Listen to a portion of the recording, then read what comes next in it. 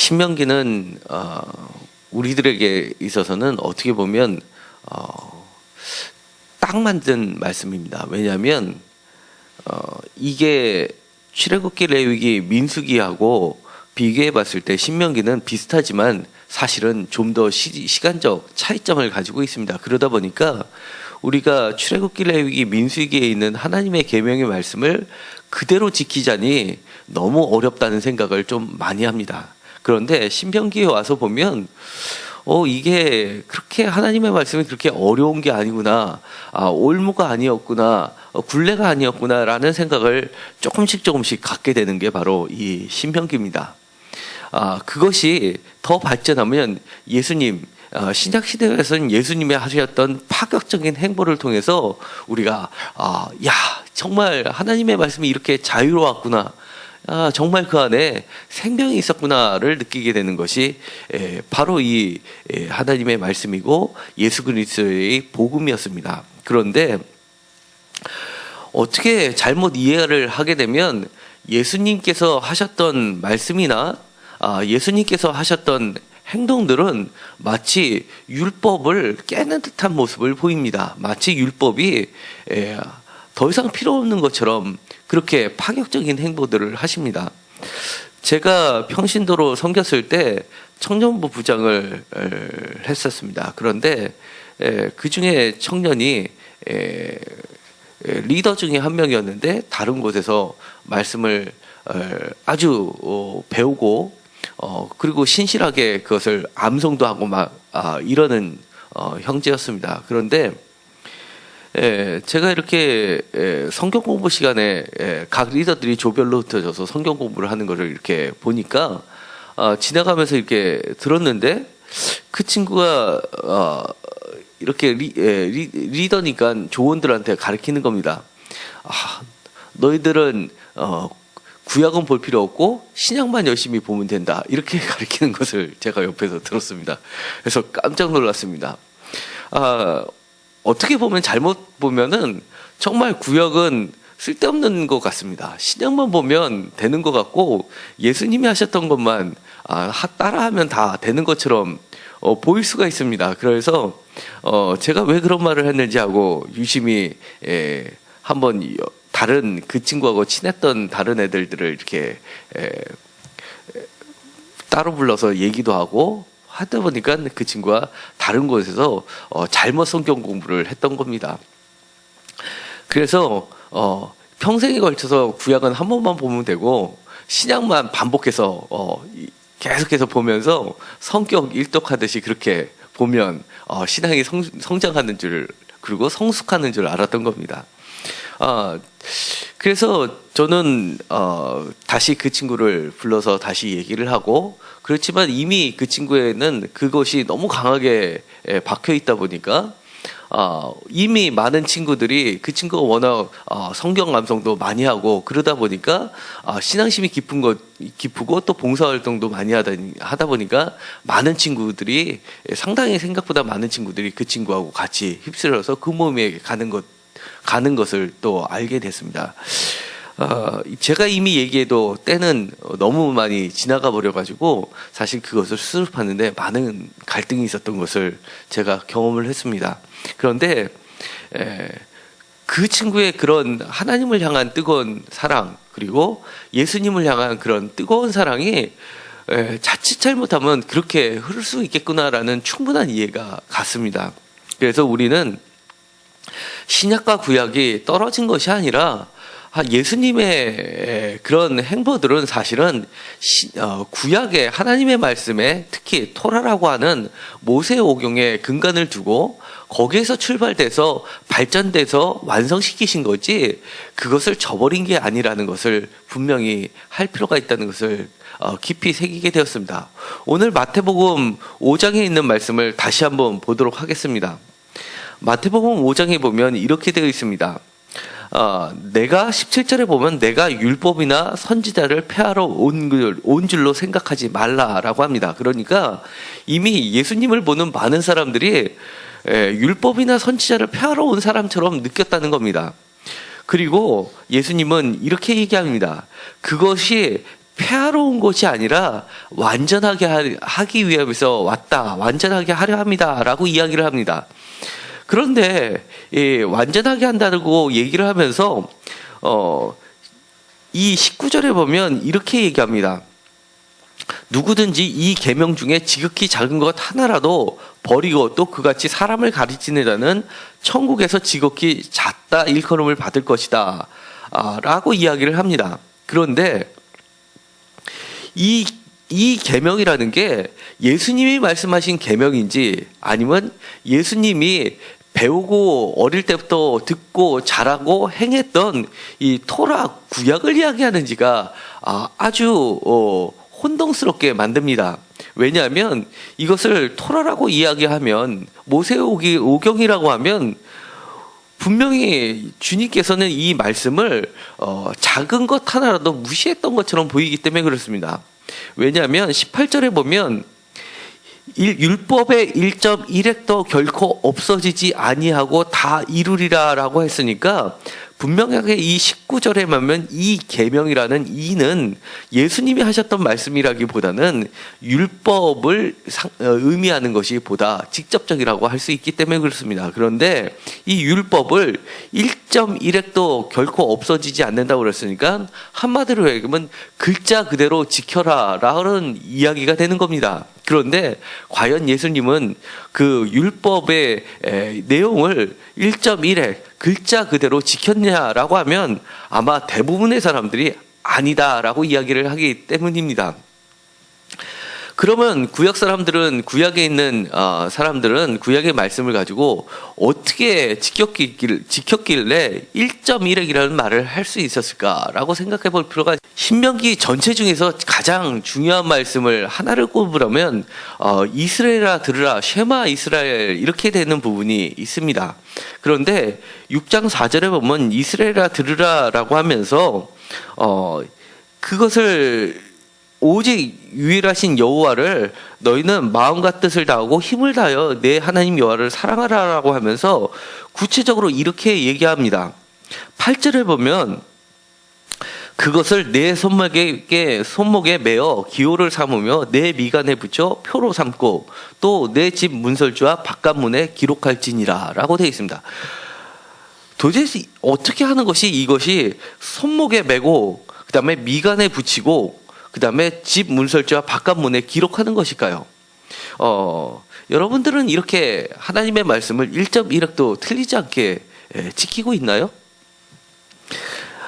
사실은 우리는 이거를 이거는 예수님께서 심지어 1.1획도 틀리지 말라고 하셨지만 어떻게 이래? 라고 하면서 그 뜻만 지키면 되지 라고 이야기를 합니다. 그런데 이스라엘 사람들은 그렇지 않았다는 겁니다. 화면을 잠깐 보도록 하시겠습니다. 이것이 바로 매주자라는 건데요. 화면을 보시면 이 문설주 앞에 있는 이게 커다랗게 달려놓은 게 있습니다. 이것이 오늘의 신명기 본문에 기록하는 것처럼 내 집 문설주와 바깥문에 기록할지니라 라는 말씀 때문에 지금도 이스라엘 사람들은 집 앞에 이렇게 해놓고 있습니다. 그 다음에 여기 보시면 이 위에 이상한 뚜껑 같은 거 하나 달려놓은 게 있습니다. 이것이 바로 경고함이라는 건데요. 이것이 오늘에 읽었었던 말씀처럼 미간에 붙여 표로 삼고라고 되어 있습니다. 그래서 이렇게 이 미간에다 이렇게 커다란 걸 달고 다닙니다. 그리고 이 말씀 안에는 무엇이 있냐면 이렇게 테필린이라고 해서 신명기 6장 4절부터 9절까지 오늘 읽었었던 말씀의 4절부터 9절까지는 굉장히 길지 않습니까? 이거를 이렇게 쓴 종이를 그 안에 함에다 넣고 다니는 겁니다. 그리고 모든 이스라엘 사람들은 사실은 이 신명기 6장의 말씀을 외우고 다니는 겁니다. 그래서 이런 것들을 경고함을 보면 이런 종이를 써서 이 안에다 넣고 이것을 정말 머리에다 붙여놓고 다닙니다. 그 다음에 이 매주자도 종류가 아주 많습니다. 그리고 굉장히 화려합니다. 가운데 보면 다윗의 별이 있고요. 여기 보면 이 글자가 써 있는데 이게 샤다이라는 겁니다. 그러니까 엘 샤다이 할 때 전능하신 하나님 할 때 샤다이를 쓰는 거고요. 그다음에 문양도 보면 이렇게 촛대, 7촛대도 그려놓고 있습니다. 그러니까 이것을 보면 하나님의 말씀이 내 삶의 빛이라는 것을 분명히 보는 순간 누가 설명을 안 해도 알 수 있게끔 해놓는 것을 보게 됩니다. 그리고 이 집마다 이렇게 보면 이 바깥 이렇게 이 귀퉁이에다가 이렇게 실제로 해놓고 삽니다. 그뿐만이 아닙니다. 이스라엘 사람들은 이렇게 기도를 할 때 무엇인가를 이렇게 걸치고 합니다. 이걸 숄이라고 우리가 하는데요. 그리고 이 심지어 성전에 가면 이렇게 회당에 가면 성경 옆에 이렇게 이런 걸 다 해놓습니다. 그래서 기도를 할 때는 반드시 이렇게 걸치고 해야 되는데요. 이것이 바로 치치트라고 하는 건데요. 이것은 민수기에 근거를 두고 있는 말씀입니다. 그런데 이거를 히브리 자모는 모음이 없고 자음으로 되어 있는데 자음에는 이렇게 하나가 글자마다 숫자로 표시됩니다. 그래서 예를 들어서 치치트 할 때 맨 앞에 있는 이 앞에 있는 치읓에 해당하는 게 숫자가 90입니다. 그러니까 그 다음에 이 2에 해당하는 게 10입니다. 그러니까 이 치치트라는 숫자를 다 더하면 600이라는 숫자가 나오고요. 그 다음에 이 수를 다룰 때 매듭을 지었는데 8가닥을 하고 5매듭을 맵니다.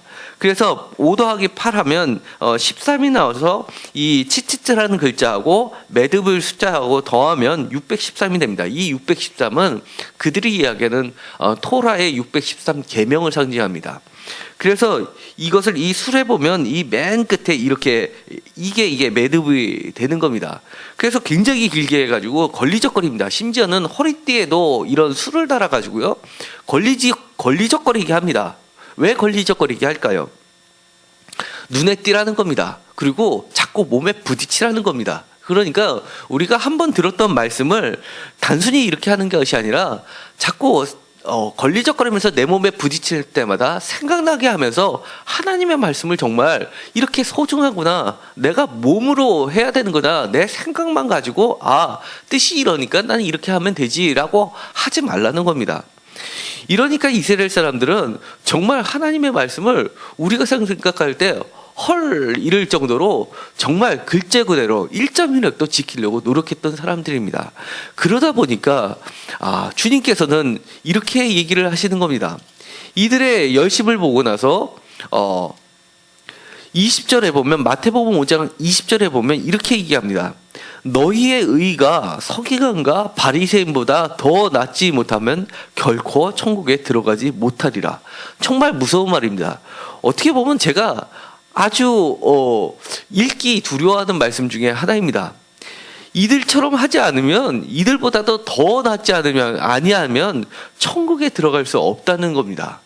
그러면 여기서 더 낫다라는 것은 어떻게 해석해야 될까요? 사실은 그것은 이 글자 그대로를 넘어서 하나님의 본 뜻을 사실은 깨달음으로써 완전하게 가까이 가라는 데 예수님의 포인트는 있는 겁니다. 그러면 구약에서 그런 말이 어디 있느냐라고 이야기할 수가 있습니다. 그렇지만 많은 학자들이 보기에 예수님은 철저하게 신명기에 근거한 분으로 그려내고 있습니다. 그러니까 신명기에서 하나님의 본 뜻에 더 집중하라고 출애굽기, 레위기, 민수기의 그 1.1에 가까운 그 계명을 본질에 가깝게 다시 재해석해 놓은 것이 신명기라는 겁니다. 다시 한번 오늘의 말씀을 한번 읽어보도록 하겠습니다. 신명기 6장 1절입니다. 신명기 6장 1절에 보면 이렇게 되어 있습니다.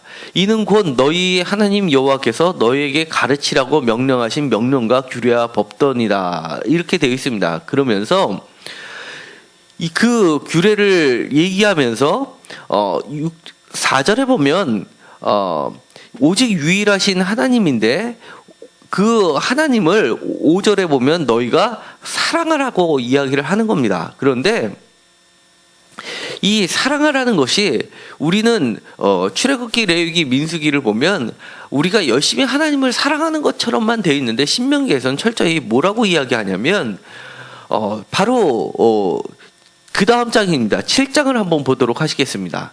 7장 7절에 보면 이렇게 되어 있습니다.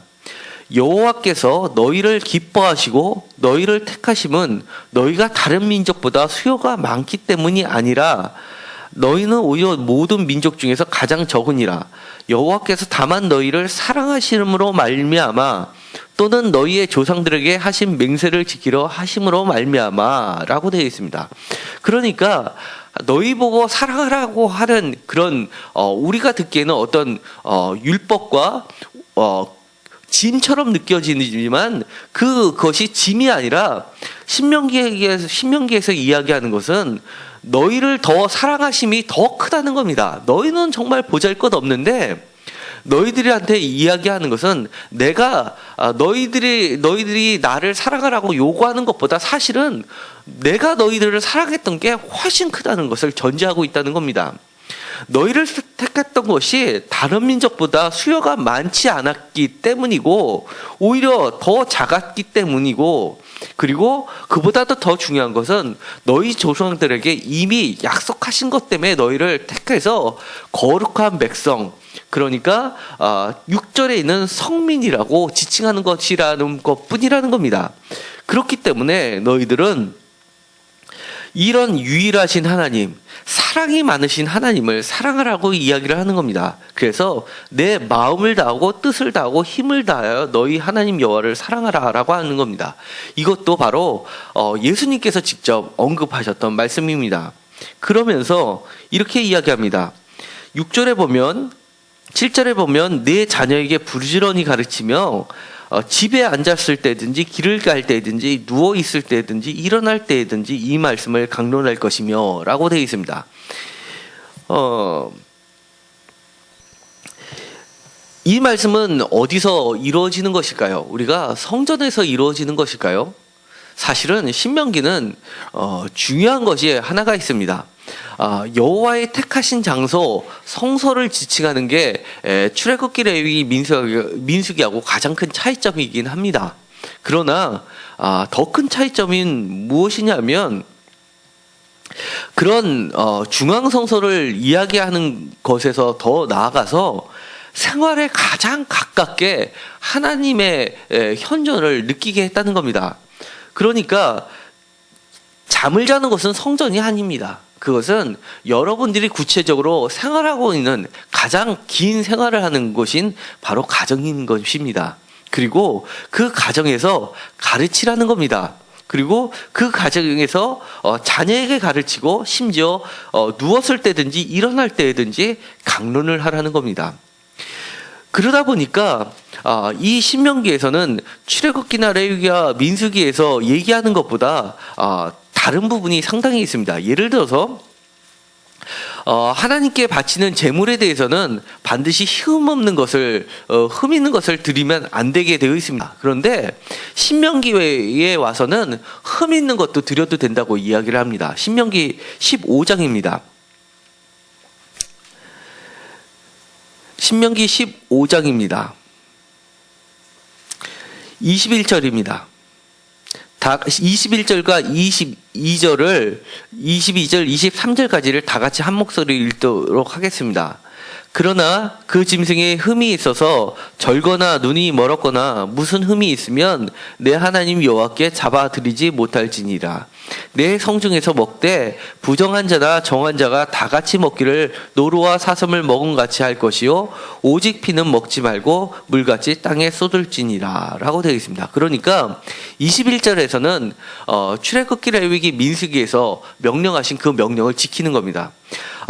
눈이 멀었거나 저렸거나 그런 흠이 있는 것을 하나님께 드리지 못한다라고 선언을 한 겁니다. 그런데 만약에 첫 소산이 그렇게 흠이 있는 것이 해필이면 첫 소산이라고 할 경우에는 그것을 하나님께 그러니까 중앙성소로 가져오지 말고 그것을 내 성중에서 먹으라는 겁니다. 그리고 먹되 부정한 자나 정한 자나 다 같이 먹으라는 겁니다. 그러니까 원래는 하나님께 드리는 제물을 같이 먹을 때는 부정한 자는 먹지 못하게 되어 있습니다. 그런데 신명기에 와서는 그것을 잘못 보면 이미 명령하신 그 명령을 깨고 그리고 어기고 부정한 자도 같이 먹으라는 겁니다. 그리고 부정한 제물도 하나님께 드리는데 어떻게 드리냐면 대신 너 성중에서 그 드리라는 겁니다. 그런데 그 취지는 뭐냐면 그것을 버리지 말고 하나님께 내 성중에서 먹으면서 성중에서 하나님께 드리는 걸로 하나님께 받침이 된다라고 인정을 해주는 겁니다. 대신 그것을 내 이웃들과 같이 나눔으로써 하나님 앞에서 하나님의 사랑을 펼쳐 보이라고 이야기를 하는 겁니다. 이것은 예수님이 하셨던 행위와 매우 비슷한 겁니다. 그러니까 예수님께서는 철저하게 신명기의 원칙을 따름으로 인해서 안식일의 주인은 사람이다라고 이야기하실 수 있는 것이 바로 신명기에 근거를 두고 있기 때문에 그렇습니다. 그러면서 23절에 보면 대신 먹되 오직 피는 먹지 말고 물같이 땅에 쏟을지니라 라고 되어 있습니다. 그러니까 이것은 또 어디까지 발전이 되냐면 사도행전에 보면 베드로가 이방인에게 복음을 전할지 말지를 고민하고 있을 때 꿈을 보여서 예수님께서 나타내서 보여주십니다. 하늘에서 보자기에 서서 부정한 음식들이 가득 담긴 보자기가 내려옵니다. 그러면서 그거를 먹으라고 합니다. 그러자 베드로가 저는 저렇게 부정한 것은 율법에 금지되어 있으니까 먹지 못합니다 라고 하니까 주님께서 내가 깨끗하다고 하는 것을 내가 왜 깨끗하지 부정하다라고 하냐라고 하면서 이방인 선교에 문을 열어놓습니다. 그것이 계기가 돼서 사도회의에 15장에 가면 사도회의가 진행이 됩니다. 그럴 때 사도회의에서 회의를 소집하면서 그때 바울도 초청을 하게 됩니다. 바울도 초청해서 이방인 사람들을 바울이 많이 전도를 해서 부흥을 일으켰는데 문제는 율법을 어디까지 적용할지를 놓고 회의를 하는 겁니다. 그러자 할례의 문제도 나왔을 것이고요. 그 다음에 정한 음식과 부정한 음식을 어디까지 할지로 논의가 됐을 겁니다. 그런데 그때 내린 결론은 4가지였습니다. 예를 들어서 중요한 거는 피는 먹지 말라 라는 부분이었습니다.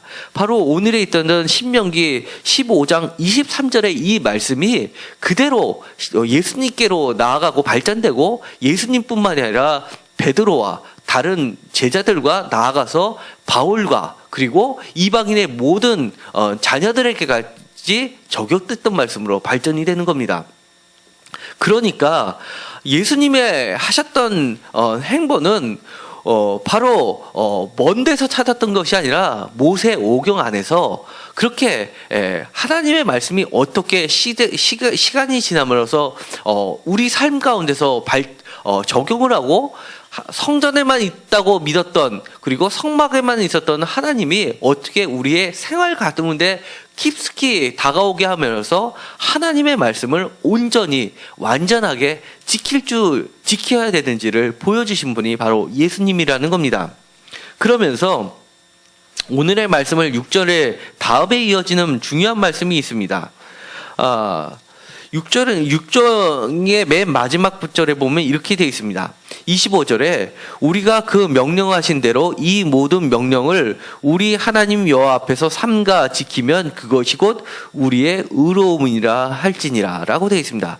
그러니까 6장 25절의 말씀은 아까도 읽었었던 신명기 마태복음 5장에 예수님께서 마지막으로 하셨던 말씀 바리새인의 의보다 더 낫지 아니하면 천국에 들어갈 수 없다라고 하는 부분과 오늘에 읽었었던 신명기의 마지막 말씀하고 또 대꾸가 되는 겁니다. 이처럼 예수님께서는 이 신명기에 있었던 말씀을 새롭게 재해석해서 더 완전하게 분명하게 우리에게 펼쳐 보이셨던 것이지 결코 옛 계명을 마치 헌시짝을 버리듯이 버리신 분이 아니라는 겁니다. 이런 부분은 곳곳에 있습니다. 예를 들어서 예수님께서 처음 사역을 시작하시기 전에 광야에서 3가지 시험을 받게 됩니다. 그때도 예수님께서는 사탄의 시험을 물리치셨던 세 가지 말씀이 있습니다. 첫 번째 시험은 굶주리셨으니까 돌을 바위를 떡으로 만들라라는 시험을 받으셨고, 그 시험의 말씀을 바로 신명기의 말씀으로 이기셨습니다. 신명기 8장입니다. 신명기 8장 3절을 다 같이 읽도록 하겠습니다. 신명기 8장 3절입니다. 다 같이 읽도록 하겠습니다. 너를 낮추시며 너를 줄이게 하시며 또 너로 알지 못하며 내 조상들도 알지 못하던 만나를 내게 먹이신 것은 사람이 떡으로만 사는 것이 아니요 여호와의 입에서 나오는 모든 말씀으로 사는 줄을 내게 알게 하려 하심이니라 라고 되어 있습니다. 그러니까 예수님께서는 첫 시험도 하나님의 말씀으로, 신명기의 말씀으로 이기셨던 겁니다. 그리고 두 번째, 세 번째 말씀도 사실은 모두 신명기의 말씀으로 다 이기셨던 겁니다. 이렇게 주님께서는 철저하게 하나님의 말씀으로 가지고 모든 것을 이기시는데, 하나님의 말씀이 어떻게 자기 삶 가운데 생명이 되는 줄을 보여주신 겁니다. 그리고 또 신명기 6장입니다. 신명기 6장 16절을 보도록 하겠습니다. 신명기 6장 16절에 보면 이렇게 되어 있습니다. 다 같이 읽도록 하겠습니다. 너희가 마사에서 시험한 것 같이 너희의 하나님 여호와를 시험하지 말고 라고 되어 있습니다. 그러니까 예수님께서도 마찬가지 시험에서도 두 번째, 세 번째 시험에서도 이 신명기 6장 16절의 말씀과 6장 13절의 말씀을 두 절을 가지고 또 이기십니다. 13절의 말씀도 같이 읽도록 하겠습니다. 내 하나님 여호와를 경외하며 그를 섬기며 그의 이름으로 맹세할 것이니라 라고 되어 있습니다. 그러니까 내 앞에서 절하라 라고 하니까 내 하나님 여호와를 경배하며 그만을 섬기라 라고 하고, 더 이상 높은 곳에 뛰어내리라 했을 때도 내 하나님 여호와를 시험하지 말라라고 완전하게 이기셨습니다. 사실은 높은 곳에서 뛰어내리라라고 하는 것은 마지막에 십자가에서 뛰어내리라, 십자가에서 내려와라, 너를 스스로 구원해보라라고 사람들이 그리고 군인들이 외쳤던 그 시험이 바로 사탄이 시험했던 그 시험을 구체적으로 형상화된 것입니다. 그런데 그 말씀도 예수님께서는 하나님의 말씀, 신명기의 말씀으로 여호와를 시험하지 말라라고 물리치시면서 그 십자가를 끝까지 내려오지 않으시고 자신의 죽음으로써 완전하게 이기셨던 겁니다. 그러니까 예수님에게 있어서는 하나님의 말씀이 곧 생명이요, 그리고 내가 몸으로 실천하는 것임을 분명하게 보여주셨습니다. 그렇기 때문에 오늘 있었던 신명기 6장 4절, 그들이 태어날 때부터 부모님들이 이스라엘 자녀들에게 귀에 딱지가 않도록 들려줬던 말씀, 이스라엘아 들으라, 우리 하나님 여호와는 오직 유일하신 여호와시니 너는 마음을 다하고 뜻을 다하고 힘을 다하여 내 하나님 여호와를 사랑하라. 오늘 내가 내게 명령한 이 말씀을 너는 마음에 새기고 내 자녀에게 부지런히 가르치며 집에 앉았을 때든지 길을 갈 때든지 누워 있을 때든지 일어날 때든지 이 말씀을 강론할 것이며 너는 또 그것을 내 손목에 메어 기호를 삼으며 내 미간에 붙여 표로 삼고 또 내 집 문설주와 바깥문에 기록할지니라 라는 이 말씀을 끝까지 정말 힘을 다하여 마음을 다하여 뜻을 다하여 지켜냈던 것입니다. 그럼으로써 우리는 그 예수님을 우리가 하나님이라고 고백하게 되는 겁니다. 우리는 하나님의 말씀을 어디까지 지키려고 하고 있나요? 정말 이렇게까지 지켜야 한다고 보고 있나요? 사실은 하나님의 말씀을 잘 지키려면 첫 번째, 잘 들어야 됩니다.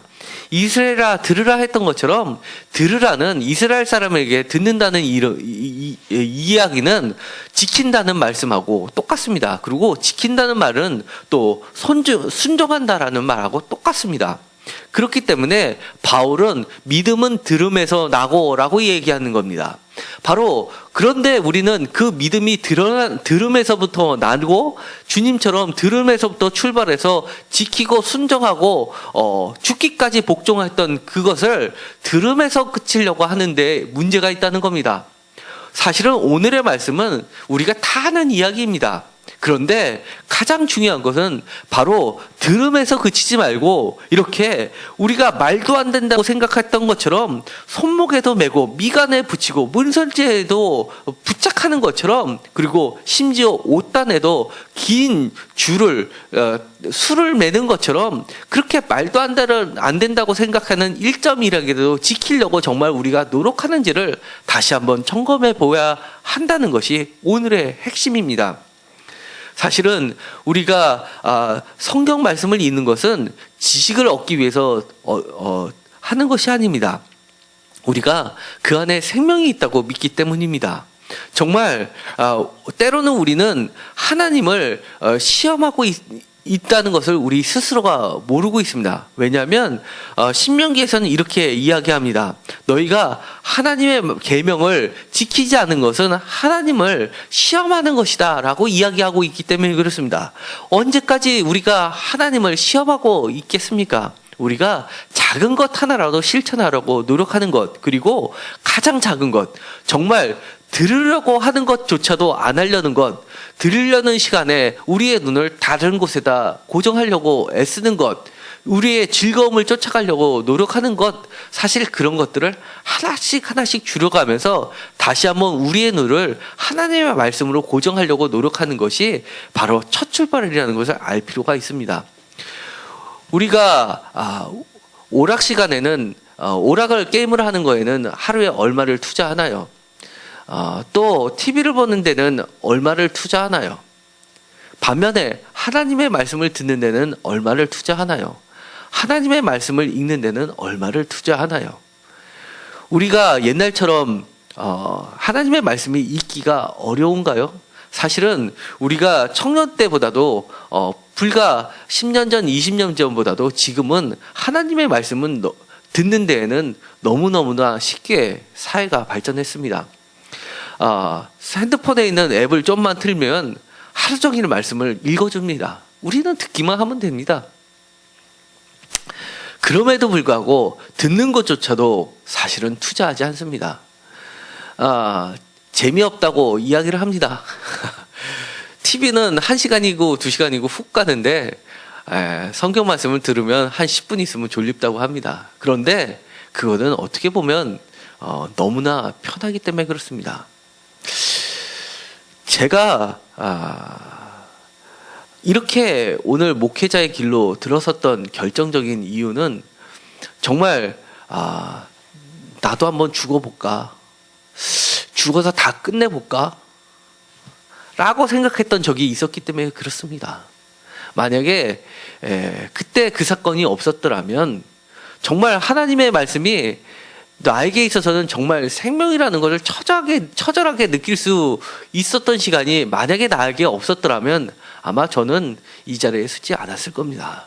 저는 여기에 참석하신 모든 분들한테 저와 같은 일을, 그런 경험을 다 겪으라고 이야기하고 싶지는 않습니다. 그런데 그런 일을 겪을 수밖에 없는 상황이 오더라도 결코 그것이 후회되지 않을 겁니다. 왜냐하면 그것을 겪음으로 해서 정말 하나님의 말씀이 생명이구나, 정말 내가 정말 잘나서 내 힘으로 지금까지 왔던 게 아니구나, 정말 내가 어찌할 수 없구나, 내가 내 손으로 할 수 없는 게 너무나 많구나, 내가 할 수 있는 것이라는 것은 정말 하루 종일 하나님의 말씀을 듣고 아멘 아멘 하고 하나님 도와주세요 라고 기도뿐이 안 했는데도 불구하고 하나님은 다 해결해 주셨구나 라는 것을 경험하고 나서야 제가 목회의 길로 갔던 겁니다. 정말 그런 일까지 안 갔으면 좋겠습니다. 여러분들은 그 전에 조금이라도 더 하나님의 말씀을 듣고 지키려고 노력하는 여러분들이 되었으면 좋겠습니다. 오히려 그걸 겪고 나서 저처럼 이런 길을 가는 것보다 100배 낫습니다. 그런데 그것이 문제는 잘 실감이 안 난다는 것이 있습니다.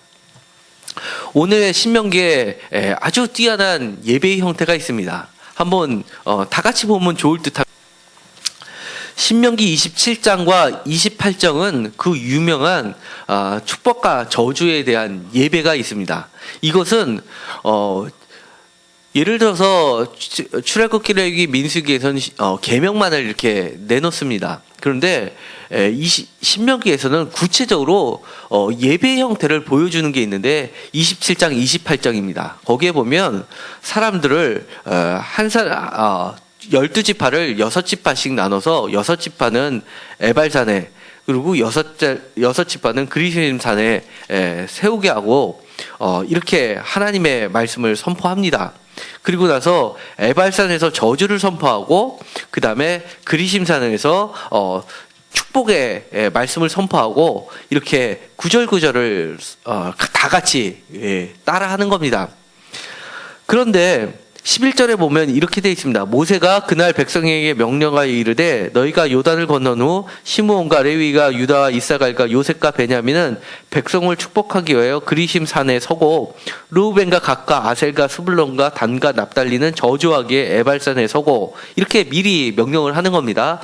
그리심산과 에발산은 가나안 땅에 있는 겁니다. 그 땅에 들어갔을 때 거기에서 서서 그리고 레위 사람은 큰 소리로 이스라엘 모든 사람에게 말하여 이르기를 라고 하면서 그 다음부터 나오는 이야기를 쭉 하면서 따라하게 하는 겁니다. 그런데 독특한 것이 있습니다. 15절 끝에 보면 15절을 다 같이 읽도록 하겠습니다. 장색의 손으로 조각하였거나 부어 만든 우상은 여호와께 가증하니 그것을 만들어 은밀히 세우는 자는 저주를 받을 것이라 할 것이요 모든 백성은 응답하여 말하되 아멘 할지니라. 반면에 28장을 한번 읽도록 하겠습니다. 이 축복의 이야기인데요. 축복의 28장에 이렇게 1절에 되어 있습니다. 내가 내 하나님 여호와의 말씀을 삼가 듣고 내가 오늘 내게 명령하는 그 모든 명령을 지켜 행하면 내 하나님 여호와께서 너를 세계 모든 민족 위에 뛰어나게 하실 것이라. 내가 내 하나님 여호와의 말씀을 청정하면 이 모든 복이 내게 임하여 내게 이르느니 성읍에서도 복을 받고, 이제 보면 이 3절부터는 우리가 너무나 많이 아는 말씀들만 모두 모아져 있습니다. 성읍에서도 복을 받고 들에서도 복을 받을 것이요 내 몸의 자녀와 내 토지의 소산과 내 짐승의 새끼와 소와 양의 새끼가 복을 받을 것이요 내 광주리와 떡반죽 그릇이 복을 받을 것이요 내가 들어와도 복을 받고 나가도 복을 받을 것임이라. 그 다음에 7절도 아주 유명한 말씀이죠. 여호와께서 너를 대적하기 위해 일어난 적군들을 내 앞에서 패하게 하시리라.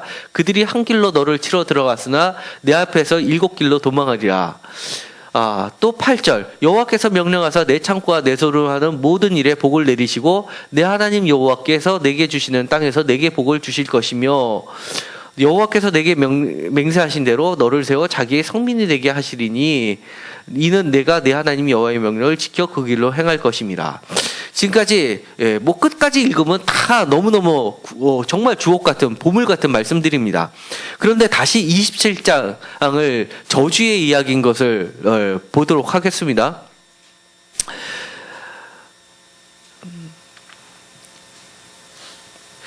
무지한 25절입니다. 무지한 자를 죽이고 뇌물을 받는 자는 저주를 받을 것이라 할 것이요 모든 백성은 아멘 할지니라. 이 율법의 말씀을 실행하지 아니하는 자는 저주를 받을 것이라 할 것이요 모든 백성은 아멘 할지니라. 제가 맨 끝에만 읽었습니다. 맨 첫 번에도 읽었고 맨 끝에도 읽었고 중간은 다 생략을 했습니다. 기니까. 그러면 이 앞에 있는 저주에 관련 예배를 드리는 부분하고 축복에 관련된 예배를 드리는 부분하고 큰 차이점이 하나 있습니다. 어떤 걸 느끼셨습니까? 예? 예? 이거 창피한 거 아닙니다. 예, 맞습니다. 저주할 때는 구절구절 아멘 할지라고 아멘을 강요합니다. 아멘 하십시오. 근데 축복할 때는 없습니다. 그래서 제가 구약 시간에 교수님께 구약의 그 사전을 쓰시는 분입니다. 그리고 새번역 성경 번역위원이기도 하십니다. 이건 진짜 정말 대가이신 분한테 제가 질문을 했습니다. 교수님, 그런데 왜 축복을 할 때는 아멘이란 말이 없는데 이 저주를 할 때는 왜 다 아멘이란 말을 꼭 집어넣습니까? 라고 하니까 교실에서 사람들이 다 웃었습니다. 그리고 교수님도 저를 쳐다보면서 웃으면서 그렇게 질문한 학생 너 하나라고 이렇게 하면서 글쎄 모르겠는데 생각도 안 해봤는데 이러시더라고요. 그러고 나서 제가 주석책을 봤습니다. 제가 주석책 굉장히 많이 갖고 있습니다. 신명기에 관련된 주석책만 10권이 넘습니다. 그거에 대해서 설명해 나온 주석책이 단 한 권도 없습니다. 저는 정말 궁금했습니다. 왜 그럴까?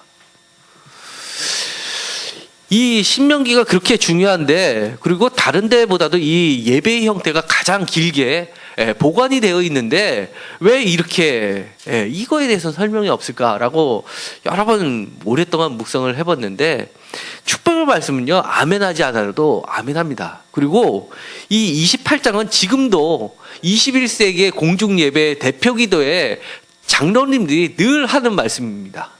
그리고 저는 어렸을 때 할머니가 저희들을 위해서 기도할 때 이 얘기는 늘 들었습니다. 머리가 되고 꼬리가 되지 않게 해달라. 그 다음에 떡반죽이 복을 받고 그 다음에 나가서도 복을 받고 안에서 들어와서도 복을 받고, 이 얘기는 어릴 때부터 기도 시간에 들었던 겁니다. 저희 할머니는 학교도 다니시지 않으신 분인데도 이 말씀을 줄줄 외우시고 기도 속에서 늘 하셨습니다.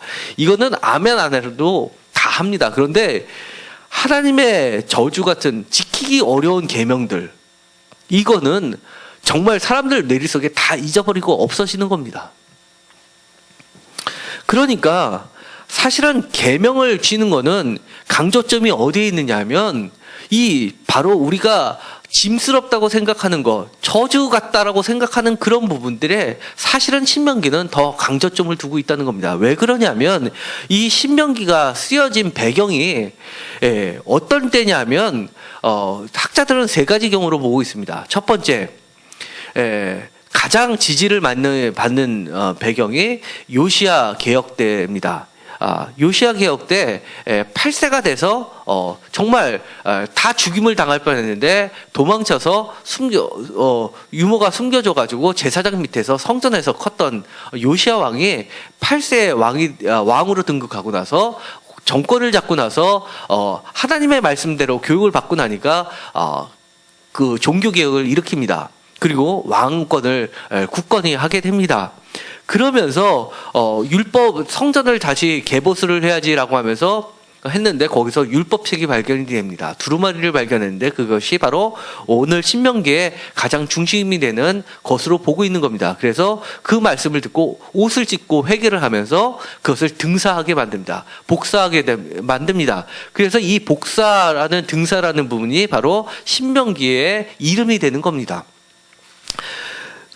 그것이 주전 7세기로 보고 있습니다. 그런데 오늘의 말씀들을 보면 그렇게 보는 학자들이 있지만 이 요시야 왕은 예루살렘 성전을 중심으로 하는 성전 개혁을 일으킨 겁니다. 그런데 오늘의 말씀을 쭉 보면 아까도 율법을 개편한 것을 확대시킨 걸 보면 여호와의 성전에서 예배드리는 걸 강조하면서도 또 중시하는 게 뭐냐면 내 성중에서 가까운 곳에서 내 생활 가운데서 내 집에서 지키는 것을 강조합니다. 사실 그것이 강조됐던 것은 이미 남유다가 멸망한 이후에 바벨론 포로로 잡혀간 이후의 상을 이야기를 하는 겁니다. 그렇기 때문에 가난한 자, 고아, 이방인들 같이 다 같이 식사를 하는 것은 하나님의 뜻대로 그들이 공의롭게, 의롭게 사는 것을 전제를 하고 있는 것입니다. 그러니까 이방인이 돼서 바벨론 사람들과 같이 생활을 하다 보니까 자신들이 정한 음식, 부정한 음식대로 살기가 매우 어려웠던 겁니다. 그러면서 부정한 사람들하고도 같이 식사할 수밖에 없는 그들의 삶 가운데서도 하나님의 뜻대로 사는 것을 나타내기 위해서 그런 경우에 율법을 확대시킨 겁니다. 그러니까 그때는 이미 주전 아마 늦게까지 보는 학자들은 주전 6세기에서 주전 4세기까지도 봅니다. 그러니까 이 말씀은 그들이 이렇게 나라를 잃고 나니까 그때 하나님께서 얘기했던 저주 같은 이야기들을 우리가 명심하고 잘 지켰더라면 이런 상황까지 가지 않았을 텐데라는 철저한 회개를 하게 되는 겁니다. 그러니까 이들의 눈에서는 옛날에는 무시하고 잊어버렸던 말씀들, 예를 들어서 무죄한 죄를 죽였고 뇌물을 받았고, 그 다음에 이런 것들, 그 다음에 맹인에게 18절에 보면 맹인에게 길을 잃게 했고, 그 다음에 17절에 있는 이웃의 경계편을 옮겼고, 나의 이익을 위해서는 많은 것을 빼앗았던 그 일들이 다시 한번 눈에 들어왔던 겁니다. 그리고 나서는 이렇게 여기에다 다시 한번 강조를 하는 겁니다. 9절 아멘 아멘을 하라는 겁니다. 이 아멘이라는 것은요, 성경에 있어서는 굉장히 중요한 말입니다. 예를 들어서 요한복음에서 진실로를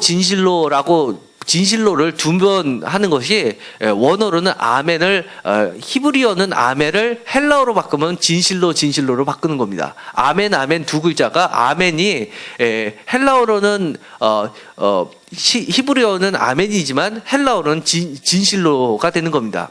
그러니까 아멘이 두 번을 강조해서 표시를 하면서 이것은 다른 모든 말씀은 없어지더라도 예수님의 진정한 말씀이니까 이것을 지켜라. 글자 하나라도 놓치지 말고 보존하라라고 남겨놓은 표식입니다. 그래서 요한복음에서 진실로라고 하고 나서 예수님이 하셨던 말씀은 예수님의 육성에 가장 가까운 말로 우리가 보고 있는 겁니다. 그런데도 불구하고 신명기에서는 이 아멘이라는 말을 가득 남겨놓은 것은, 이것은 절대로 너희들이 없애서는 안 되고 반드시 지켜야 할 하나님의 말씀이라고 여러 번 강조를 하는 겁니다. 그런데 시간이 지나면서 점점점 이렇게 지키기 어려운 것, 객이나 고아나 과부의 송사를 억울하게 하는 것들은 잊어버리고 나한테 떡그릇에 복이 되는 것들, 들어와서도 복을 받고 나가서 복을 받고 이런 것들만 여호와를 섬기는 것이라고 믿고 그런 것을 쫓아갔던 자신들을 반성하는 겁니다. 이제 다시 한번 신명기로 돌아가야 될 것을 예수님이 강조하신 겁니다.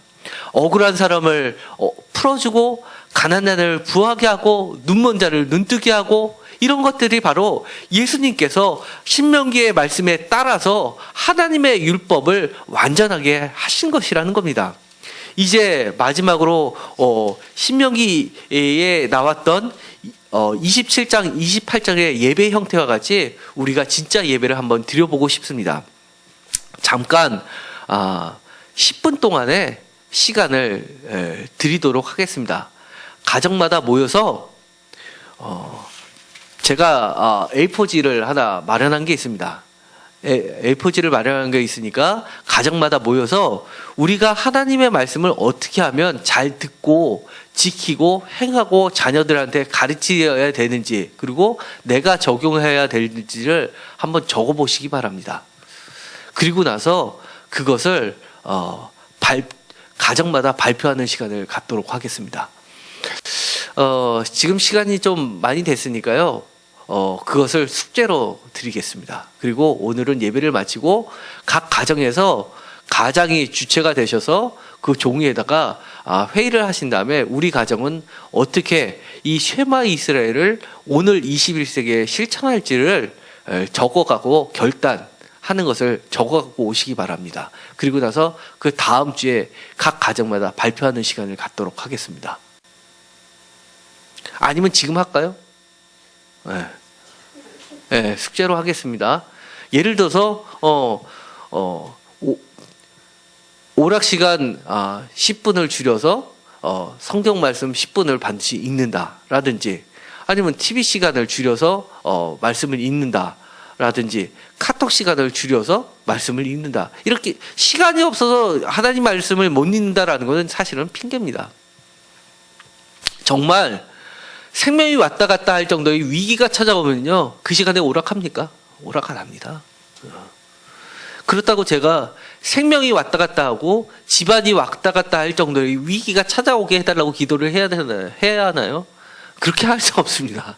그러기 전에 정말 이 사람들이 철저하게 자기들이 그때 그 저주의 그 말씀만을 기억하고 지켰더라면 정말 이런 저주가 우리에게 임하지 않았을 텐데 라고 후회하면 너무 늦다는 겁니다.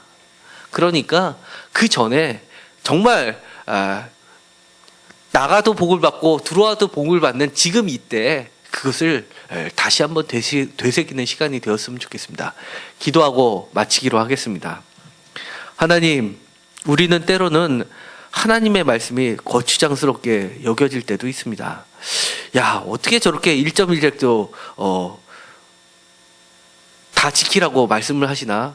너무 시대에 맞지 않는다라고 생각할 때도 있습니다. 그러나 오늘의 신명기의 말씀은 정말 1.1억도 틀리지 않게 지키는 것이 어떤 것인지를 우리에게 보여줍니다. 그것은 예수님께서 1.1억도 틀리지 않게 더 발전시켜서 완전하게 지키는 것이 1.1억도 어기지 않고 지키는 것이라는 것을 깨우쳐 주십니다.